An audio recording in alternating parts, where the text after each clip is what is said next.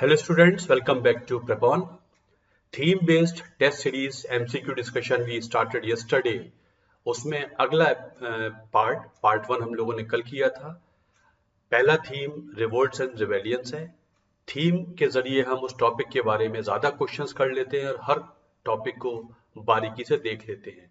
कल हमने 10 क्वेश्चंस किए थे, आज और 10 क्वेश्चंस करते हैं. Question number 11. The Congress Working Committee met at Bardoli Gujarat in 1922. 1922 में बारदोली में कांग्रेस वर्किंग कमेटी मिलती है. पहला स्टेटमेंट. और ये it demanded the reduction of land revenue that had been increase by the British government in Gujarat beyond legal limits. और इस meeting का मकसद ये था कि जो गुजरात सरकार ने लैंड रेवेन्यू बढ़ा दिया है लिमिट के ऊपर, उसे नीचे लाना है. इनमें से कौन सा स्टेटमेंट करेक्ट है? तो इसमें 1922 बारदोली की बात हो रही है, तो ये नॉन कॉपरेशन मूवमेंट के समय की बात है. बारदोली में मीटिंग तो होती है, ये पहला स्टेटमेंट तो सही है कि बारदोली में मीटिंग हो रही है, पहला स्टेटमेंट बिल्कुल सही है. लेकिन ये मीटिंग नॉन कॉपरेशन मूवमेंट को खत्म कराने के लिए, जब वहां पर एक नो रेवेन्यू कैंपेन चल रहा था जनवरी फरवरी में 1922 में, उससे संबंधित मीटिंग है. यहीं से फिर बारदोली से अनाउंसमेंट हुआ था कि नॉन कॉपरेशन वापस लिया जा रहा है. इसका कोई गवर्नमेंट ने रेवेन्यू बढ़ा दिया है उसे कम कराने वाला मकसद नहीं है. वो 1928 का बारदोली सत्याग्रह है, उससे संबंधित है. तो कई बार ये मिसकरेक्शन हो जाता है आंसर में और हम गलत लगा देते हैं. पहला स्टेटमेंट सही है, दूसरा गलत है. तो ये नॉन कॉपरेशन संबंधित वाली मीटिंग है, तो इसका ए आंसर हो जाएगा. पहला सही है, दूसरा गलत है. ये आंसर्स मैंने दे रखे हैं, ये आपके काम आएंगे. Ahmedabad Textile Labour Association was founded by M.K. Gandhi, Vallabh Bhai Patel, only Vallabh Bhai Patel, Gandhi ji या N.M. जोशी. तो 1918 के आसपास Ahmedabad mills strike Gandhi ji lead करते हैं. वहीं पे ये एक लेबर यूनियन बनती है. 1928 का समय था, 1918 का समय था जब लेबर यूनियन बड़े स्तर पे बननी शुरू हुई हैं. वर्ल्ड वॉर फर्स्ट के बाद जो हालात बने थे, ऐसे में लेबर मूवमेंट बड़े स्तर पे शुरू होते हैं. और उसी में अहमदाबाद, जो गांधी जी का अहमदाबाद मिल्स स्ट्राइक मूवमेंट था, उसी के समय गांधी जी बनाते हैं Ahmedabad textile labour association. It was Gandhi ji who started this. It answer is D. Which of the following movements were not related to land revenue issues? इनमें से कौन से मूवमेंट थे जिनका संबंध लैंड रेवेन्यू से नहीं था?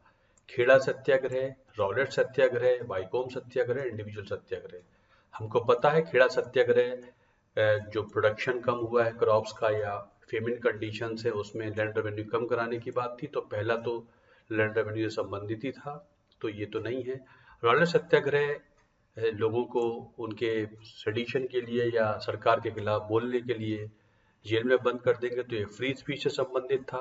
गांधी जी का पहला ऑल इंडिया मूवमेंट, तो ये नॉन रेवेन्यू था. वाइकोम सत्याग्रह 1924 में टेम्पल एंट्री मूवमेंट केरला में होता है, तो ये भी नॉन रेवेन्यू है. इंडिविजुअल सत्याग्रह 1940 में होता है, जब वर्ल्ड वॉर सेकेंड में भारत को ढकेल दिया गया है.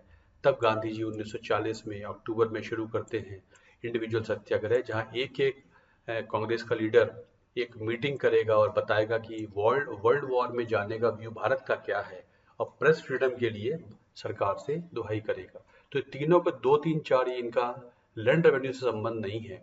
ये तीनों नॉन लैंड रेवेन्यू संबंधित मूवमेंट होते हैं. तो इसका आंसर 2, 3, 4 सी हो जाता है. ऐसे क्वेश्चंस के जरिए रिवीजन भी हो जाता है और एक ही टॉपिक पे बहुत क्वेश्चंस बनते हैं, तो हर टॉपिक की बारीकियां निकल के आती हैं. ठीक है. Vaikom Satyagraha led by T K. Madhavan and K. Kelappan for temple entry. Individual Satyagraha 1940 to make anti war speeches around the time of second world war. The tribal rebellion against British known as Ulgulan was organized by. Tribal rebellion, Ulgulan, वो Munda rebellion को ही उलगुलन कहते हैं. Great टुमुल्ट इसे कहा जाता है. तो ये it was organised by Birsa Munda. सबसे ट्राइबल मूवमेंट में सबसे इम्पोर्टेंट नाम मुंडा रिबेलियन का है, जो ऑर्गेनाइज होती है second half of 19th century में, और बिरसा मुंडा फाइनली डाइड. बिरसा मुंडा की डेथ हो जाती है. तो इट वाज बिरसा मुंडा से संबंधित है ये मुंडा रिबेलियन, जिसको उलगुलन भी कहते हैं. It was Munda rebellion also called Munda rebellion, real नाम था Munda rebellion, led by Birsa मुंडा।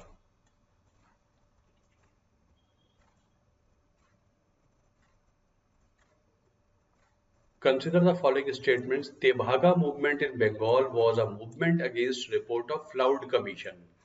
बंगाल में 1946 में तेभागा मूवमेंट हुआ है और वो फ्लाउड कमीशन की रिपोर्ट के अगेंस्ट हुआ है। पहला स्टेटमेंट, द फ्लाउड कमीशन ने रिकमेंड किया है कि 1/3 जो क्रॉप्स जो पैदावार हो रही है उसमें 1/3 पीरेंट्स को जाएगा। पहले पीरेंट्स को 1/8 जा रहा था, अब ये 1/3 जाएगा, 2/3 जो है वो जमींदारों को जाएगा। इस तरीके से इस क्वेश्चन बनता है। तो तेभागा मूवमेंट बंगाल में फ्लाउड कमीशन की रिपोर्ट इंप्लीमेंट कराने के लिए था, नॉट अगेंस्ट फ्लाउड कमीशन रिपोर्ट। जो किसान है वहां के कह रहे हैं कि फ्लाउड कमीशन ने बोला है कि 1/3 जोतेदार को जाएगा और 2/3 किसानों को जाएगा, तो उल्टा है। तो ये फ्लाउड कमीशन की रिपोर्ट इंप्लीमेंट करिए, इसलिए मूवमेंट किया गया था, बंगाल किसान सभा ने किया था। फ्लाउड कमीशन ने कहा था कि 1/3 जाएगा जो जोतेदार हैं, जो जमींदार हैं उनको, और 2/3 जाएगा किसानों को। पहले 50-50% जा रहा था। तो ये इसका आंसर, ये जो दूसरा है, ये दोनों ही गलत हो जाते हैं। Answer is D. तो they just wanted implementation of Floud commission, जिसने कहा था कि किसानों को ज्यादा जाना चाहिए और जमींदारों को कम जाना चाहिए, इसलिए तेभागा, जमींदारों को तेभागा 3 भागी जाएगा, बाकी किसानों के पास जाएगा। Santhal rebellion 1859-60 was organized under Sidhu और कानू। जैसे मुंडा रिबेलियन है, ऐसे 1859-60 में ये सबसे बड़ा रिवोल्ट हुआ ट्राइबल्स का, जस्ट आफ्टर रिवोल्ट ऑफ 1857। इसको हूल भी कहते हैं, इट इज ऑल्सो कॉल्ड। जैसे मुंडा रिबेलियन को कहते हैं उलगुलन, इसको हूल कहते हैं। तो ये सिद्धू और कानू का रिवोल्ट हुआ करता था, जो जस्ट आफ्टर रिवोल्ट ऑफ 1857 होता है। ये भी वही ट्राइबल रिवोल्ट था, जिसमें वही सारे कारण थे किसानों का, ट्राइबल्स का एक्सप्लॉयटेशन, बाहर के लोगों का आकर वहाँ के उनके कल्चर को ख़त्म कर देना, कोर्ट, पुलिस और अंग्रेज और साहूकार और मनी लेंडर सब मिल जाते थे, और जो ट्राइबल राइट्स थे उनका उल्लंघन बड़े स्तर पे हो रहा था। सभी का कैरेक्टर बिल्कुल एक साथ था। तो it was led by Sidhu and Kanhu. Tebhaga struggle in 1946 was fought in Bengal. तो ये बंगाल में हुई थी। बंगाल प्रदेश कांग्रेस कमेटी, किसान सभा जो है बंगाल की, उसने ऑर्गेनाइज किया था। It was in Bengal, Tebhaga movement. 18 Bardoli Satyagraha agitation 1928 was organized against revenue hike announced by the Bombay government. Bombay government ने रेवेन्यू हाइक कर दी है, बिल्कुल सही है। दूसरा, it was led by Vallabh Bhai Patel and Gandhi ji. तो Vallabh Bhai Patel was active in this movement, ये उन्हीं का मूवमेंट था। Gandhi ji was not actively involved in Bardoli Satyagraha. Finally the Bombay government ordered a nominal revenue increase. उसके बाद मैक्सवेल ब्लूमफील्ड कमीशन बैठता है और रेवेन्यू 30% की बजाय 6% इंक्रीज हो जाती है। तो इसमें दूसरा स्टेटमेंट सही नहीं है, तो 1 और 3 सही हो जाते हैं। Answer is C. Chota Nagpur tenancy act 1908 क्यों पास हुआ था? जब मुंडा रिबेलियन हो जाती है, बिरसा मुंडा की जब डेथ हो जाती है रिबेलियन के बाद, तो उसके बाद फिर 1902 से लेकर 1902 से 1908 तक सरकार ने यहाँ पर काम किया है, एक रिपोर्ट बनाई है, और वो रिपोर्ट पास हो जाती है एज छोटा नागपुर टेनेंसी एक्ट, जिसमें जो ट्राइबल्स है वो अपनी जमीन को ज्वाइंट ओनरशिप के तौर पे रख सकते हैं, जिसे खुंट कंटी राइट्स कहते थे। ये उनको अलाउ हो गया है। पहले ये खत्म कर दिया गया था। ट्राइबल्स अपनी कोऑपरेटिव सिस्टम में अपनी जमीन को कैरी ऑन करते हैं, तो ये दोबारा दे दिया गया है, रिकॉग्नाइज कर दिया गया है। और जो बेकारी या फोर्स लेबर होता था, ये भी खत्म कर दी गई है। तो इससे थोड़ी राहत मिली थी।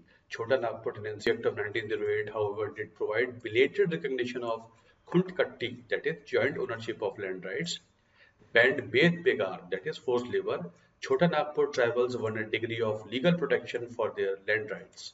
It has been taken from Sumi Sarkar page 41. अब ये छोटे छोटे पॉइंट हैं, एग्जाम में आ जाते हैं, हम पढ़ते समय इन पे ध्यान नहीं दे पाते हैं, and they are very very important for your exam.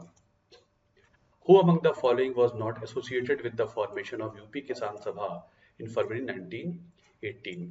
मैंने आपको बताया वर्ल्ड वॉर के बाद बड़े स्तर पर ये ऑर्गेनाइजेशनल मूवमेंट बड़े स्तर पे चले हैं। तो यूपी में 1918 में किसान सभा बनी है, और ऐसे में Indra Narayan Dwivedi, was associated with this UP Kisan सभा. गौरी शंकर मिश्रा, मदन मोहन मालवीय ने भी सपोर्ट किया है, बट जवाहरलाल नेहरू यूपी किसान सभा से संबंधित नहीं है. तो इट वॉज इंद्र नारायण द्विवेदी, गौरी शंकर मिश्रा ये तो एक्टिवली सपोर्ट कर इन्वॉल्व हैं, मदन मोहन मालवीय का सपोर्ट भी है. Nehru was not related to UP Kisan Sabha.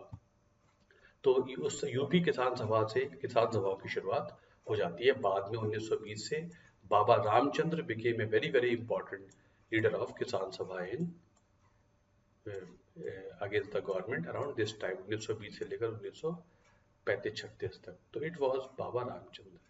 तो these are another 20 questions related to revolts and rebellions. These questions will help you a lot in your exam. तो चलिए आज 10 क्वेश्चन और हमने डिस्कस किए हैं और कल भी 10 किए थे, तो आप पिछले वीडियो में जाकर 10 क्वेश्चन और देख सकते हैं. Thank you very much. इस वीडियो को शेयर करें, लाइक करें. It is a very very good effort for your exam. Please do like it and share it. Thank you.